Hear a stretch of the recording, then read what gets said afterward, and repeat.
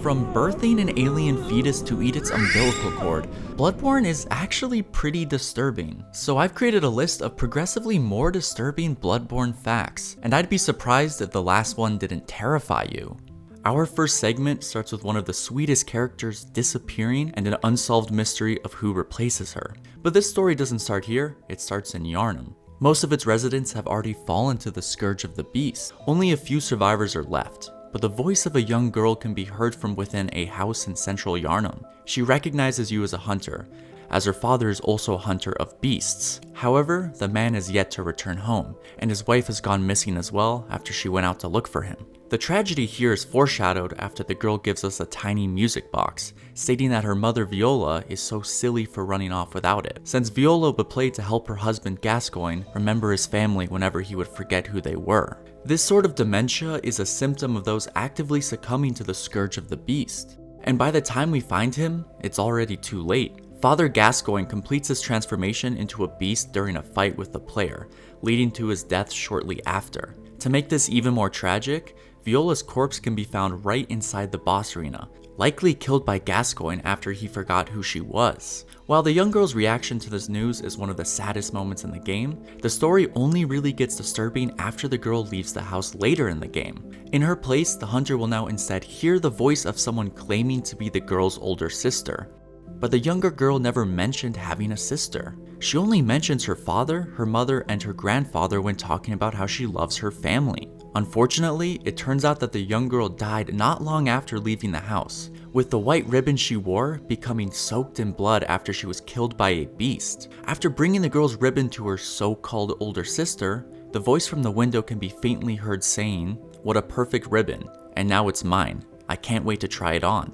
The game never gives any more hints about the true nature or identity of the second girl, but making one last trip to the house will reveal a body at the bottom of a large drop where the young girl's ribbon can be retrieved, now washed white from the blood. Whatever meaning this ribbon had before has now been taken to the grave along with this mysterious second girl, whether intentionally or not. However, remember this girl because she's going to come back later with an even worse fate. This next entry, many people find it to be one of the coolest in the game, as it ties a mechanic to reveal something that was always right in front of us the entire time. One of Bloodborne's more interesting game mechanics is everything that happens as the hunter gains more insight. This resource can be gained by performing actions that reveal the true nature of this world, with the most disturbing revelations being the ones that grant the most insight. Encountering a new boss or consuming the knowledge of a madman are examples of what can grant one insight, while entering a literal physical nightmare for the first time will grant you 2 insight. There are a few events that can grant 3 insight, but those have already earned a spot later in this list. This resource can be used to purchase equipment from the messenger back in the hunter's dream, but if you hoard too much insight at once, the horrors hidden beneath the veil of sanity will slowly begin to reveal themselves. At 1 insight, a previously inanimate doll will come to life within the hunter's dream. At 15 insight, new enemies will begin to spawn around Yharnam, with some already existing enemies getting buffs to their moveset. At 50 insight, a gate that once seemed to open on its own is now shown to be controlled by a group of previously invisible messengers. But the most shocking reveal comes from the area outside of the cathedral ward, where something that can't normally be seen by the hunter will pick them up, inflict the frenzy status effect, and grant 1 insight before placing them back down. The secret behind this interaction can be revealed later on as part of the story, but if you manage to reach 40 insight before that point, you'll find that a massive, horrifying creature called Amidala, along with several others of its kind, have been crawling across the buildings of Yharnam unseen the entire game. Before the next segment, I want to mention this video is sponsored by War Thunder, the most comprehensive vehicle combat game ever made, and it's completely free to play. I've been spending time in this game, and it's kind of absurd how much content is here. Over 2,500 vehicles from tanks, planes, helicopters, and ships all across 10 nations, which range from World War I era biplanes all the way to modern fighter jets and main battle tanks. The thing that stands out to me is that there are no health bars. Every component in your vehicle, from the engine, fuel tank, and crew, can get damaged individually, and you get this X-ray view showing exactly how it all went down. It just looks really good. The graphics are detailed, the sound design is authentic, and with over 95 million players, you're never short on competition. If you're into military history, there's really nothing else like it. Play War Thunder for free on PC, PlayStation, Xbox, or mobile. Use my links in the pinned comment or video description to sign up. New players and returning players who haven't played in at least 6 months get a massive bonus pack on PC and consoles, which includes premium vehicles, the exclusive Eagle of Valor vehicle decorator, 100,000 silver lions, and 7 days of premium account. It's only available for a limited time, so check it out. Thank you to War Thunder. There's a school in Byrgenwerth who removed victims' eyes to line their own brains with it. However, the result of what that did to them was much worse than what they did to their victims. As the hunter begins to reveal the secrets of this world, they'll find that others have already attempted to do so through more grotesque means. Master Willem sought to line his brains with eyes in order to elevate his thoughts. Now, this isn't just a metaphor. Items like the bloodshot eyeball describe how they were removed quickly after death, or perhaps even before, showing just how far the scholars of Byrgenwerth were willing to go to achieve enlightenment. One type of enemy skulking around the academy is the Garden of Eyes, and we can guess from their name and appearance that these are some of the results of the academy's attempts to line their own brains with countless eyes. In his final years, Master Willem was fond of the lookout and the rocking chair that kept him there for meditation.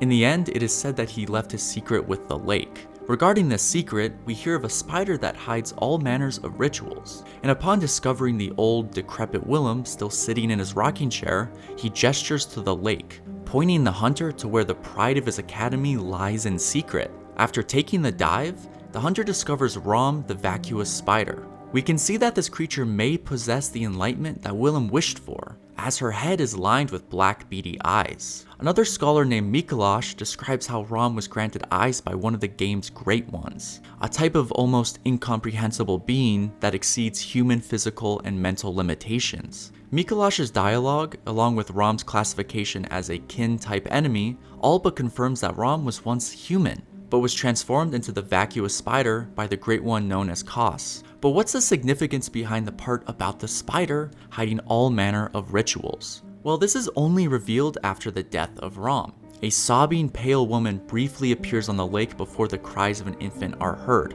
All of the rituals once kept secret by the spider have now been unveiled, and a pale blood moon rises in the sky, signifying the final stage in the night of the hunt. There's a Great One in this game that you can find completely still, mourning over a corpse. She's called the Left Behind. And what she's grieving over is something similar to what you've already killed. Let's talk a bit more about what it means to be a kin-type enemy, along with the only kin that holds the title of a Great One, a Breedis, daughter of the cosmos. And the kin often include those who were once human, but have in some way been imbued with the nature of a Great One. This includes Rom, her spider-like followers, the Garden of Eyes, and many others we've yet to meet, like the brain suckers that feed off the player's insight, and also living failures, which are implied to have once been human patients within the Astral Clock Tower. After defeating Rom, the player can now go back to Yarhagul, the Unseen Village. Here, a key that can be found will eventually lead us to the Altar of Despair, where the massive creature known as a Breedis is found motionless. An old corpse that resembles Rom, the vacuous spider, lies in front of her, almost as if it's being mourned by a Breedis, which adds on to the tragedy of her being called the Left Behind Great One.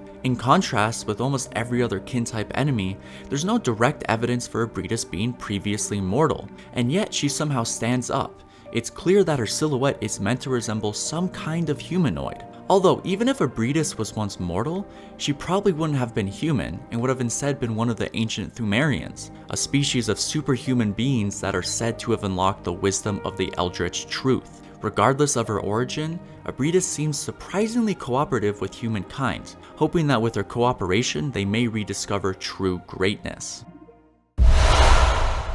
There's a reason the executioners chose to fight with a blunt wooden wheel instead of a blade, and you find out why after one of them uses it on an immortal queen who can't die.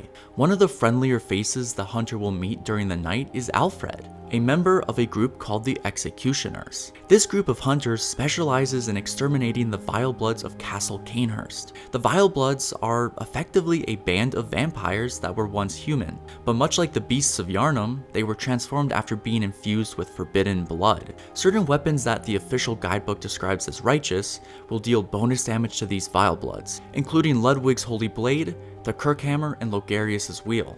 A blunt wooden wheel may not seem like the most effective weapon for a hunter, but this was the signature weapon of the Executioners, for reasons beyond just being an obvious Berserk reference, which we'll see soon enough. One of these Executioners by the name of Alfred can be found in Yharnam, and he hopes to kill the leader of the Vilebloods, Queen Annalise. This undead queen is found in the uppermost chambers of Castle Cainhurst, which turns out to be guarded by the executioner Logarius, since he realized there was no way to truly kill the queen of the Vilebloods. The hunter can, of course, choose to disregard this wisdom, and instead fulfill Alfred's request to put Logarius to rest and gain access to the queen's chamber. Now, after telling Alfred where Annalise is hiding, we'll see the gruesome reason behind the executioners choosing to fight with a wheel. The Queen of Cainhurst may be an immortal undead being, so guns and swords won't be too effective. But what about a wheel that could grind flesh down into a fine paste? Well, this mess is the result of that. Somehow this pile of flesh still lives, and now the player is left with a choice. Should they leave Annalise as nothing more than a red paste? Or should they use the lingering power of the Great Ones to restore her body, allowing the hunter to join the ranks of the Vilebloods? The most respected hunter in the entire Healing Church became so unrecognizable that no one could tell he used to be human. And the worst part is what happens after you kill him. The church's administration of the Old Blood gave way to the Scourge of the Beast. A man named Ludwig took it upon himself to become a hunter that utilized special silver weapons that could take down even the largest and most terrifying beasts. Bloodborne's base game was pretty thorough about letting the player meet most of the characters important to the lore, whether it be in person, within a dream, or even through brief flashbacks. But Ludwig was noticeably absent until the release of the Old Hunter DLC. However, despite his description as a righteous, loyal hunter, we have to remember that neither the Hunter nor the Healing Church were immune to the Scourge of the Beast. And we've been told that members of the Healing Church were often transformed into the most hideous beasts of all. By the time the player enters the DLC, a man can be found injured and crawling away from what he calls an unsightly beast. A great terror with far too many limbs, mouths, and eyes to recognize as the man that was once the holy leader of the church's hunters. Ludwig now exhibits all of the most extreme symptoms of the Scourge, complete with mindless bloodlust that makes him the direct enemy of the hunters. Ludwig does briefly regain his sanity in the fight's second phase, pulling out this game's equivalent of the Moonlight Greatsword to physically cover the beastly side of his face during a cutscene, but he still views you as his enemy. And after the ensuing battle, all that's left of Ludwig is a talking head. Now you can choose to tell him what became of his hunters, that they are no longer the honorable Spartans he hoped they would be. Or you could allow him to live his final moments in blissful ignorance, receiving his holy moonlight sword as he dies in peace. Or you could just kill the head and take the sword yourself, whatever works best for you. There's an enemy in the Nightmare of Mensis that drives you insane just by looking at you, but what's actually disturbing isn't what they are doing, but the clothes that they are wearing. These enemies can only be found in the Nightmare of Mensis, a dreamlike realm that is separate from the real world, much like the hunter's dream. But here, everything is twisted and corrupted in a way that would drive any normal person to madness. And the Winter Lanterns are a clear product of that. Their heads are a bulbous mess of flesh and eyes. And any hunter unfortunate enough to be grabbed by them will get an up-close look at the rows of mouths lining the underside of this grotesque organ. Even being within the enemy's line of sight will slowly build up the frenzy status effect, and along with that creepy song that plays along with them doesn't help. It's hard to get a closer look at these things during normal gameplay, but some people realize that the closed and jointed hands found on these enemies match that of the doll from the hunter's dream. The brain-like organ on top also looks to be partially made from a mass of dead messengers. Back in the hunter's dream, the doll and the messengers act as the hunter's allies, offering levels and equipment in exchange for blood echoes and insight. We're never given a clear answer for their appearance, but it's possible that the Winter Lanterns take on a form that resembles a person's friends or allies, but twists them in a way that is so shocking, even looking at them is enough to drive the hunter insane. The story behind where the Winter Lanterns are found, however, may be even more disturbing than the enemies themselves. An entire school of scholars performed a ritual to contact a Great One. The item description for what happens says it resulted in the stillbirth of their brains. And what their brains became is still alive in the nightmare. But to understand just how disturbing it is, you need to know what they were trying to do and how badly it went wrong. This nightmare of Mensis came to exist as we know it after the event called the Mensis Ritual. This is one of the rituals that was kept under a veil of secrecy by Rom the Vacuous Spider before her death at the hands of us. This ritual was devised by the School of Mensis, a research division within the Healing Church that, much like the School of Byrgenwerth, hoped to elevate their minds by communing with the Great Ones. There are actually a number of ways to interpret the details of this ritual. First, summon the blood moon, which blurs the line between man and beast as Great Ones descend upon the world. Second, use a third umbilical cord of a Great One to gain audience with Murgo, the formless infant Great One. The School of Mensis did successfully summon the blood moon, and one of their scholars, Mikolash, did get his hands on a third umbilical cord through unexplained means. But this item's description states that this cord granted Mensis audience with Murgo, but resulted in the stillbirth of their brains. What makes this moment so disturbing is that there are many details about it that are completely unknown to us, and all that we do know for sure is that it went horribly wrong.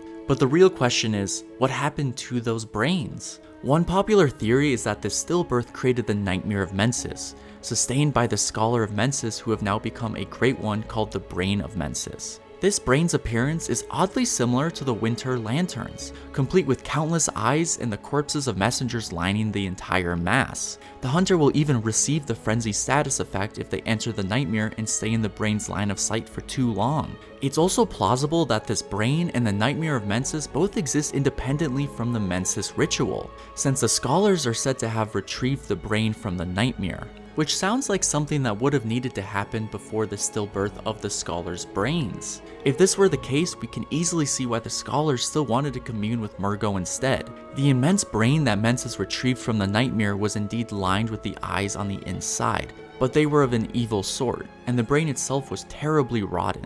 The scholars wanted to contact a being that could bring real enlightenment, not the evil, rotten knowledge found with the brain of Mensis. And so, possibly through using the monster known as the One Reborn as a physical vessel, the School of Mensis flew too close to the sun, killing nearly all of them and leaving the ritual incomplete.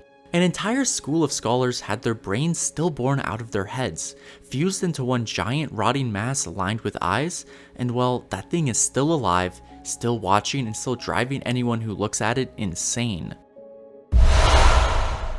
At the start of the game, a woman gives you supplies and wishes you well. If you send survivors to her for safety, every single one of them disappears and something else takes their place. However, to understand, we need to take a step back to re-examine the beginning of the game. The player character becomes a hunter after being treated at Iosefka's clinic. While she doesn't treat us herself, Iosefka can be talked to from behind this door, where she explains that the hunter cannot be allowed inside due to risk of infection both to her and her patients. She will give away blood vials to help us with the hunt, and she wishes nothing but the best for the player's journey.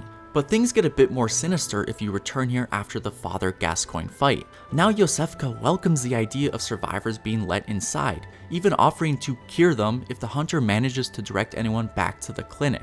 From here, whenever a survivor asks if you know of a safe place within Yharnam, you can either tell them about the Odin Chapel, a legitimate sanctuary, or you can send them to the clinic, with Iosefka granting rewards for each new patient. And remember that little girl at the beginning? If you send her to the chapel, she'll die at the hands of a beast. But what happens if you send her to the clinic? Iosefka still refuses to let the hunter inside, but the building has a back entrance that can be found later in the game. After entering, the player will find that nobody here is actually being treated for the plague. If you sent the young girl here earlier in the game, a small humanoid kin will be found inside the clinic, which is not the case if you sent the girl to the chapel. In fact, for every survivor you sent here, one of these kin will take their place with a matching item drop should the player kill them. The most tragic part of this is that even if the player sends 0 survivors to the clinic, one kin will still be found inside, dropping one of the blood vials that Iosefka once gave us at the start of the game. Whoever the woman operating the clinic now is not Iosefka. She warns us to leave after realizing our intrusion, warning that she always wanted to try her hand on a hunter and will soon have us right as rain. Killing her now causes her to drop a rune that mentions those who worship the Great One, Odin. A bit ominous, but not nearly as creepy as what happens if you meet this imposter after the rise of the blood moon. In the uppermost level of the clinic, and on top of an operating table, the imposter lies with her head twitching uncontrollably. She goes on about how she is no beast, and that she was chosen. She claims to see things that no one else can, and that the proof lies within the writhing inside of her head. After this point, if the player chooses to kill her, the imposter will drop a third umbilical cord, the same kind of cord that the School of Mensis once utilized to gain an audience with Murgo. Everything on this list, from Byrgenwerth lining their brains with eyes, Mensis losing their minds, Iosefka turning people into kin, it was all building towards one thing, and this ending is what happens when it actually works. And that brings us to the final point here, the third umbilical cords and the birth of a great one. But to become one, the hunter needs to consume 3 of these cords, and to understand why this is the number 1 entry, you need to know where these cords came from. These third umbilical cords don't refer to a single umbilical cord that has been chopped into 3 pieces. They refer to a sort of precursor to a full umbilical cord that each infant Great One possesses. This alone is enough of a hint that the birth of a Great One works a lot differently than the birth of a lesser being. Every Great One loses its child, and then yearns for a surrogate. There are a total of 4 umbilical cords found within Bloodborne.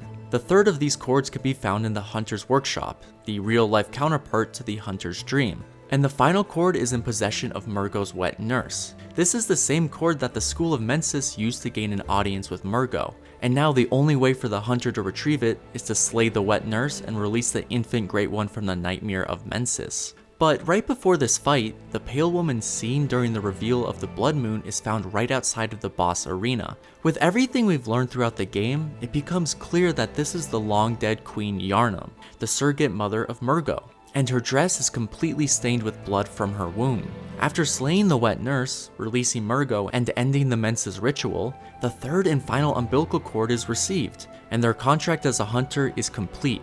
Finally, the hunter can be released from the hunter's dream and go back to a normal life, except that may or may not be what the player wants to do. If we instead choose to remain within the dream and consume 3 of the game's umbilical cords, the hunter can repel the moon presence and complete one final hunt. The screen fades out, then back in on the doll, reaching down to pick up a small, squirming, squid-like creature. That's what became of the hunter. You became an infant Great One, lifting humanity into its next childhood. But where did the other 2 cords come from? One is dropped by the imposter Iosefka after her death during the blood moon, and one other can be found during the most disturbing quest in the game. It involves Ariana, one of the Odin Chapel survivors. It culminates with her being impregnated by a Great One during the blood moon and giving birth to a nightmarish creature. The cord belonging to the infant Great One mentions how Odin, too, wished for a surrogate. It seems that both Ariana and the imposter Iosefka were chosen to birth a new Great One during the blood moon. So, to become a god, the hunter had to consume umbilical cords ripped from infant Great Ones that were forced into existence through women who never had a choice. This game is dark. And one final thing, thanks again to War Thunder for sponsoring this video. Play it for free on PC, PlayStation, Xbox, or mobile. Links are pinned in the comment and description. New and returning players who haven't played in 6 months get a massive bonus pack on PC and consoles. Thanks for watching too. If you want to see more just disturbing and weird, gross stuff, click the video right here. YouTube thinks you'll like it.